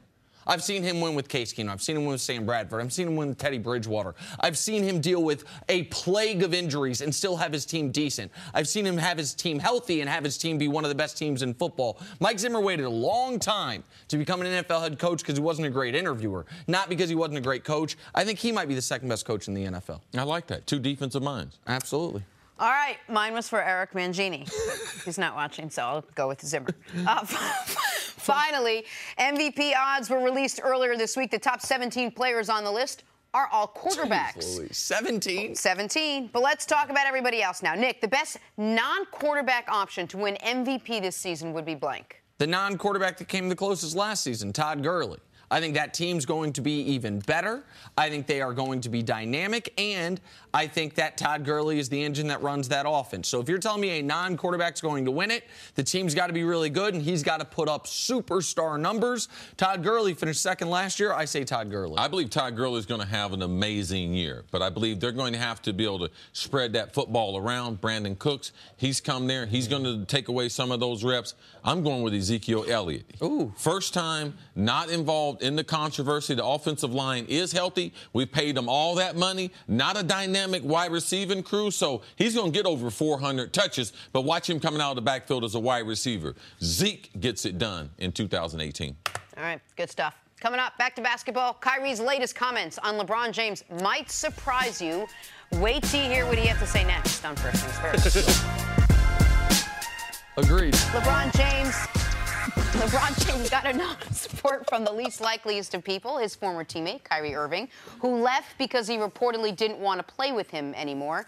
Kyrie weighed in on James Harden winning MVP honors this year. If you'll recall, Harden beat out LeBron James, securing 85 of 101 first-place votes. Here's Kyrie on how he thinks it all breaks down. MVP is hard to gauge nowadays, like, because now you have the people's MVP, then you have like the NBA's MVP. You know, like, so who's the people's MVP in your mind? I think the people's MVP was definitely James. Okay. But the NBA MVP was definitely Bron. So you think LeBron should have gotten the MVP? I mean, if we're talking strictly based off stats, like, he checks every It's him mark, every like, year, though, in that regard, right? Does anyone do more for one team than LeBron does? Mm-hmm. Hey, CC, What do Kyrie's comments say about his relationship with LeBron? Because I think most people think it's a strained relationship, but is it really? Well, I think they're reading too much into it when Kyrie or anyone says they want out, or if anyone in Miami, when LeBron was there, said they wanted out of Miami, they would say it was because of LeBron. It's the coach, everything, the GM, everything is LeBron's fault. Kyrie is a different guy. He wants his own franchise. He wants his own team. He wants to make his own mark. Like, that's the way Kyrie, that's the way he's been. He's expressed these types of views. So people just think because he forced his way out of Cleveland, he didn't want to play with LeBron. I don't believe that to be true. And based on everything that I've heard, like behind the scenes, that's not the case. LeBron told the ownership, man, keep him. We'll work this out. We'll get beyond this. So I do believe that there are players like Kyrie that ultimately, because he's won or because of other reasons, they just want their own team. They want to be the guy. It's like having the parking space next to the door that has the nameplate on it. Eventually, Kyrie just wants that team because he's never ever had that on a good team. Because when he was in Cleveland and the team was his, they were terrible. They were big bad. And so I do think it's accurate that Kyrie didn't want to play with LeBron anymore. But I don't think it's because he hated LeBron, didn't like LeBron, they were enemies. It was purely because if you play with LeBron, by definition, you're not the best player on the team. The offense is not going to revolve around you, and you're going to have to defer to him whenever he wants you to. So Kyrie wanted out of that situation. But so you believe it was more of a style thing? I think it was a style and exactly what you said. I want to see people, very often elite-level performers in any field, but particularly sports, want to see how far can I take this? Like, it's one of the reasons why the Durant thing was so confusing to people. People want to say, don't you want to see if you can do this as the guy as opposed to in an ensemble? At Kyrie, that wasn't that important to Durant. It was very important to Kyrie. But the reason that I never believed that Kyrie was enemies with LeBron, that he hated LeBron, wasn't just what I was hearing behind the scenes, wasn't just the interactions on the court, but I watched the post-game press conference from the last game they ever played together. And I've seen previews for this Uncle Drew movie. Kyrie's not an Academy Award-winning actor. And you would have to be an Academy Award-winning actor to dislike a guy or hate a guy and say this about him after your final game together. Play that clip if we could. Oh, man, that guy is, I think that some people would say that he's on the toe of, he's on the line of greatness. But that guy is way over. Man, he's freaking awesome. And, as a student of the game, it would be a disservice to myself if I didn't try to learn as much as possible while I'm playing with this guy. And that's what I'm going to continue to do, because I know that if we continue to be with one another and keep utilizing one another, man, the sky is the limit. So, I've learned a lot, and I will continue to, and I couldn't be more proud of that guy, man. When that season ended, he was not expecting to ask out. I don't believe. Certainly didn't sound like I think that he talked with Kobe. He talked with people around him. And he got the idea of, man, you're never going to – people don't know how good you are. People don't know how great you can really be. It will always be about LeBron. Go do it on your own. And Kyrie is a different cat. And so he went about it in an odd way. And he got offended that they were potentially shopping him. So all those things led to it. Everything's not about LeBron. This is one of those things that I don't think was ever really about LeBron. Well, I think LeBron is a part of it because also at that time, too, Kyrie didn't know how long can me and this guy do it. Yeah, he was in that moment. I believe he was speaking the truth as he knew it. But the reality is that offseason is LeBron's heading into his last year where he can leave. And if I have that itch that I want my own team, if I have that itch that I want to go back home, and home is New York City in the tri-state area, man, LeBron not opting in or not giving the team direction, not having David Griffin there, all these things, man, that's why I believe Kyrie went to them and forced his way out. When I say it's not all about LeBron, I wanted, because it goes against what I said at the beginning, it has a lot to do with playing with a guy who's better than you and a guy that everything revolves around. I don't think it has a lot to do with the person. I think it would be different if the skill sets didn't overlap. If LeBron, when the ball goes through the hoop of the opposition, if he didn't have the ability to take the ball, or someone take the ball, hand to LeBron call his own play. So Kyrie run down to the corner. Well, Kyrie, he is a point guard. He's a true point guard, and he wants the ball in his hand. He wants to be the coach on the floor all the time. And I believe because of that. It'd be easier if LeBron were Shaq for Kyrie. Because it totally, they're not redundant skill sets at all. Kareem and Magic. Shaq and Kobe. Those guys legitimately at one point didn't like each other. But you saw, man, I watched the first game of the year where Kyrie, if people forget, everyone remembers Gordon Hayward's leg injury, which they should. It was horrible. But Kyrie had the ball in his hands with a chance to win the game. And LeBron blocked his shot. And they hugged afterwards. Like we saw them at the All-Star game. Like I don't think these guys were best friends. Obviously, LeBron's older. He's a family guy. Kyrie's still a young single guy. But the idea that Kyrie just wanted to get as far away from LeBron as possible because he didn't like how he handled things never made sense to me. But I don't know if this is all about Kyrie just wanting to be the guy on a team. He actually has an opportunity to right now in Boston, and you hear all these rumors that now he wants to leave and go play in New York and really be the guy. So what is it? As soon as someone starts getting close to where he is, or stealing Boston a was little never bit of on his list, though. Was the Knicks? But the Knicks were. Yeah. It was the top Knicks, four, Miami, San Antonio, and Minnesota. I didn't understand the But if the most important thing is going somewhere to own a team and be the guy and get out of the limelight of someone, whether he's your friend or foe, he has that opportunity now. And now he seems to want out again. It's not as definite as he would have in New York, and he's not from there. And for different guys, you talk about this all the time, the pull of Ohio wanting to play for the Bengals or the Browns if you had a chance to.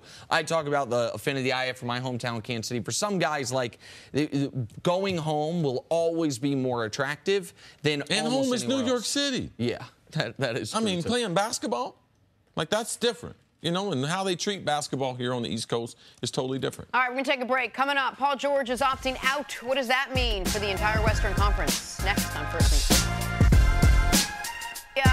We have the first big news of NBA free agency today. Adrian Wojnarowski reported earlier this morning that Paul George has informed the Thunder that he will opt out and become an unrestricted free agent. George recently said that he wants to, quote, make the majority of people happy with his decision in free agency. Good luck. Keep in mind, he could still return to OKC. Chris Broussard, what does this news mean for Paul George now? Well, I'll tell you what, I don't like that quote. Make the majority he's doing this of little happy. mini documentary. Yeah. And that was one of the things he said was, I want to make as many people, I hope to make the majority of people happy. You can't be looking at it like that. You got to be looking at make himself and his family happy. I hope he was just talking about his family, because you can't worry about the fans and all that. But anyway, this just means he's smart, because financially this was the smart thing to do. Opt out. It doesn't mean he's leaving Oklahoma City. Even if he stays just one more year, he'll make $30 million instead of $20 million. So this was just a smart thing financially.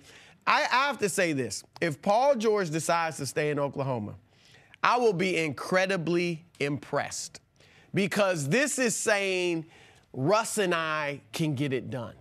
And there's something to be said for the guy that wants to climb the mountain, the guy that's not looking to just go join. I'm not disparaging super teams and Durant and LeBron and all that, but there is something admirable about saying, I think we can get it done. It's going to be hard, but we can get it done. So I would be incredibly impressed. However, I don't understand why in the world he would stay. Oh. I'm just saying. Right. Los Angeles is a better city. Can I say that? Sure. He's from Los Angeles. If you go there and play with LeBron, you got a better chance of winning a championship than you do in Oklahoma City with Russ. I would be stunned. It wouldn't make a lot of sense to me, but I would be impressed. How good is this team with a healthy Andre Roberson? There's the five-man lineup data that you can get on NBA.com. The best five-man lineup in the league this year was the starting five for the Sixers. The second best five-man lineup was the backups for the Raptors. That's a little misleading just because they're going up against backups. But the third best five-man lineup in basketball was the Oklahoma City, Russ, Steven Adams, Paul George, Carmelo, and Andre Roberson. Their defense fell apart once Andre Roberson got hurt. How good are they if he's healthy? They'd be very tough. I mean, they showed it. They played well against and beat the best teams in the league. Their problem was that they lost to a lot of bad or mediocre teams.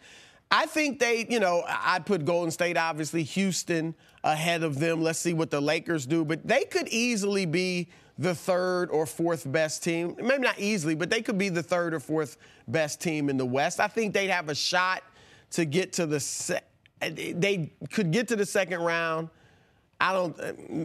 Everything have to go well to get to the conference finals. And Russ has to. The thing that I don't think Russ is going to change who he is as a player, but can he become a better three-point shooter? Because that changes how efficient he is. And I'm worried about that right there because Nick said, is Russ going to be a little more selective? I asked him, who in the building is going to have that conversation with him? You know, when you go for your interview at the end of the season, they evaluate you and they give you a roadmap or a prescription of what they would like you to work on the next offseason, heading into whatever year that might be, 6 into 7, 8 into 9. Who in OKC's organization? The general manager? No. Their head coach? No, I don't see it. So for me, it doesn't make sense. Not a player? There's no player there to do it? Absolutely not. And there's no good news coming out of OKC. The breaking news is Carmelo opted in for $27 million. What? Newsflash, Carmelo likes money. When you can go play with LeBron James, with the epic matchups that Paul George had in the Eastern Conference when he was with the Pacers against LeBron, the conversations the Pacers had about trading Paul George there and how LeBron was upset they didn't get Paul George. Why wouldn't you go back home to the Lakers, who also has a good, young supporting cast? You're not stuck with that third star in Melo, who's not really a star, who's a declining player. So to me, it makes sense for them to team up and join the Lakers. I believe it's a good deal, even if they don't get Kawhi. Just LeBron and Paul George keeping all those assets that the Lakers have. Will LeBron do that? I think so. Yeah, it's better than the Cavs. So what would keep him from? Well, we don't know if Paul George stays in Oklahoma. Right, that's what I'm saying. Yeah, well, Paul George might. He likes fishing. This is So far, the only thing you guys have said to convince me is that he likes fishing. First of all, you can fish in L.A. There's places in Los Angeles. But it also might just be. Listen, we don't. You might, but I don't. I don't know Paul George. I don't know what makes him tick. It might be what you said at the beginning. Man, I want to try to climb this damn mountain. Some guys are built like you said earlier, in a segment. And one other thing, not everybody is built to play with LeBron. And by that, I just mean the hyper attention. Now, there was attention on OKC this year, but it was focused mostly on Russ. When he's in Indiana, because they're up against LeBron and the Heat in their prime, no one was ever going to hold it against them for losing. You go play in L.A. for Magic with LeBron. Now you got 41 games at Staples Center now. Every star in the world comes to Staples Center to watch them play basketball, let alone them with LeBron and Paul George. So that could be attractive to some, but it also could be intimidating to some. Well, you make a good point, because when you play with LeBron James, you are a distant second, okay? You play with Russell Westbrook, you're the second guy, but it's kind of close. Russ doesn't just overwhelm everybody. Yes. LeBron James is such a superstar and celebrity that it's largely all about him.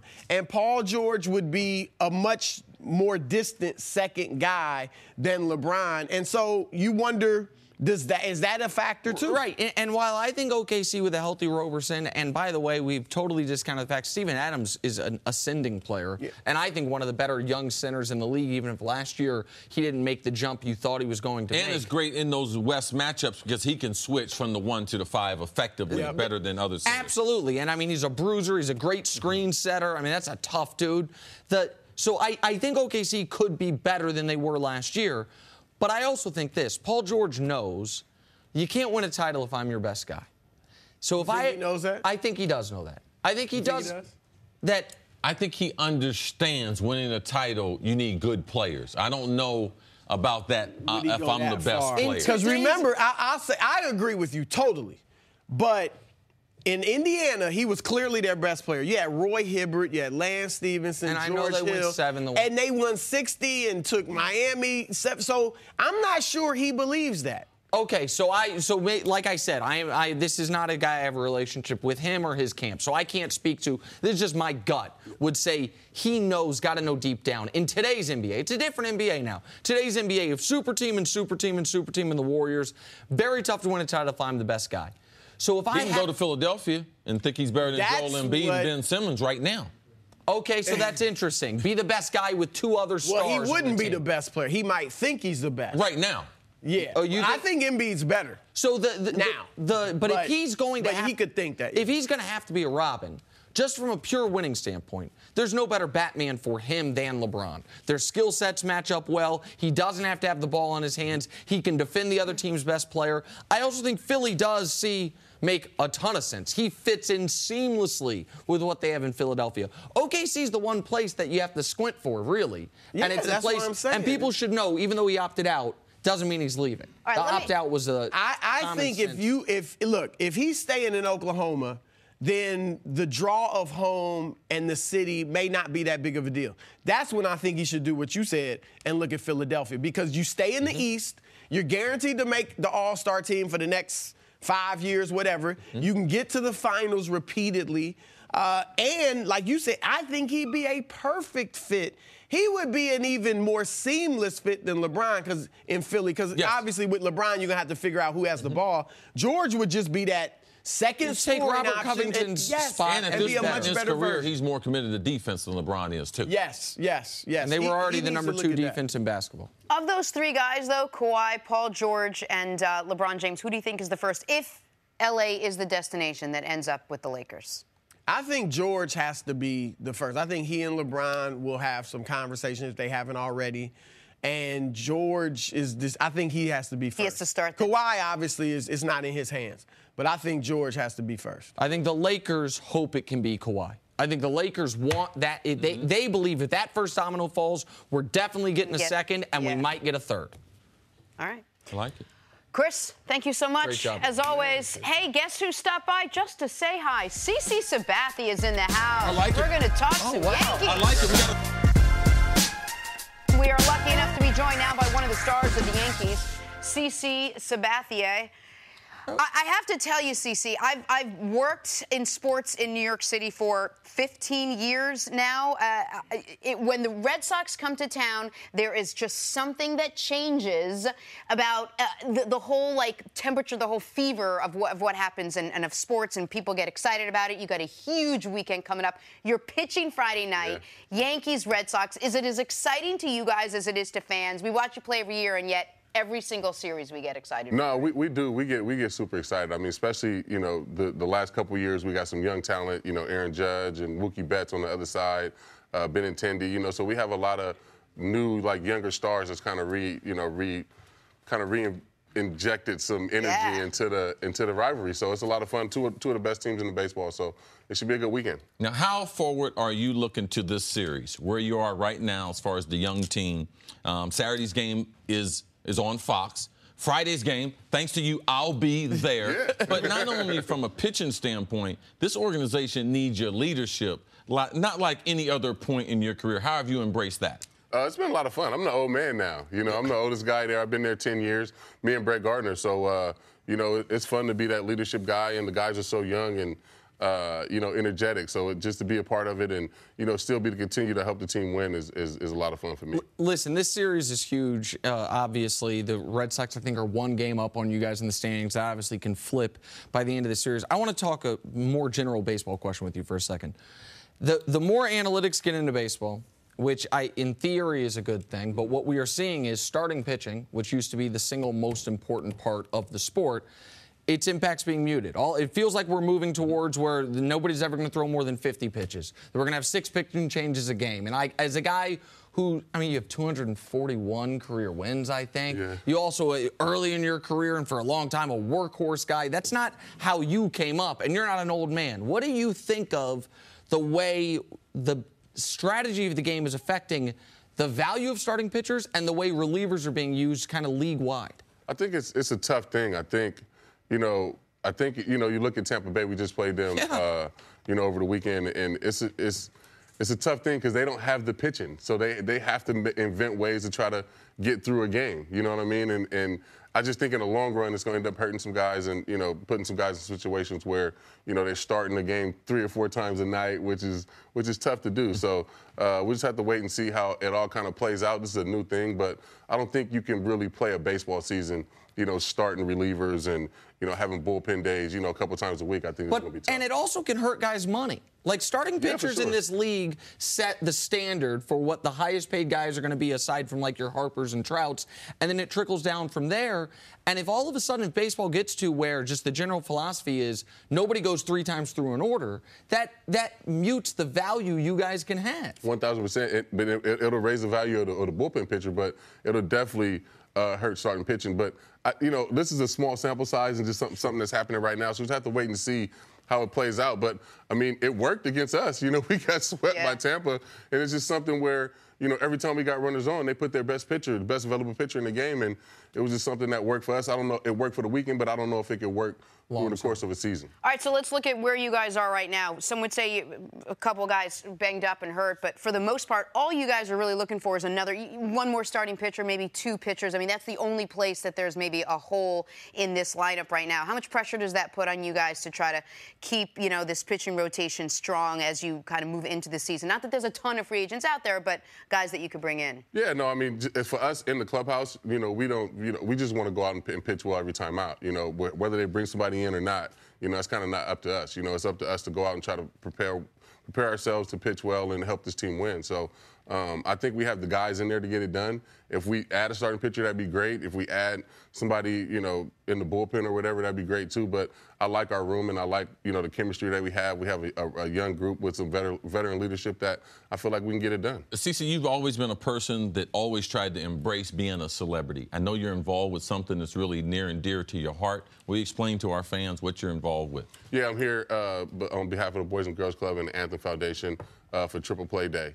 I grew up a club kid, and, a lot of the stuff that they did, I wouldn't be sitting here, today without the Boys and Girls Club. So whenever I can give back and have a chance to be involved with the Boys and Girls Club, I am. And always helping young people make decisions and everything. Boys and Girls Club has been a huge part of people like ourselves growing up. But also for the young people out there, typically in high school, they're struggling with, do I play multiple sports? I know that you were a star in other sports. I know you like basketball. I know you were very good in football. And, of course, your baseball. Where do you stand as far as giving kids advice when they're at that critical stage? Either play multiple sports or try to pinpoint what you're really, really good at. Play them all. Play them all. I think that, me playing soccer and basketball and football definitely helped with, me becoming a major league pitcher. So I try to play, tell kids to play as many sports as possible. I played all 3 sports all the way through high school. Caught a lot of flack my senior year because they didn't want me to play. They thought I was going to be a good baseball player, so they didn't want me to play football or basketball. But I'm like, if I'm going to play baseball the rest of my life, this is the last chance I get to play organized football and basketball. Yes. So I'm going to take advantages, opportunity, and go out and play. Where would you like to play pro if baseball wasn't on the table? I know you're a Warriors fan, but give me a sport and a team that you'd love to be a part of right now. Offensive tackle for the Raiders. Get out of here! Wow. Not even tight end, not even wide receiver. Think about it. Offensive tackle for the Raiders, man. That's all me. If people don't know, Cece's from California, had a scholarship offer to UCLA to play tight end. Why the hell would you want to go from touching the ball to not touching? Just because I know if I would have went to college, my frame, they would have made me huge, and I would have been a tackle. So I'm being realistic. Nick asked me, Chris, how much, we were talking about this morning, how much did you weigh when you went to Ohio State? I was like, 178.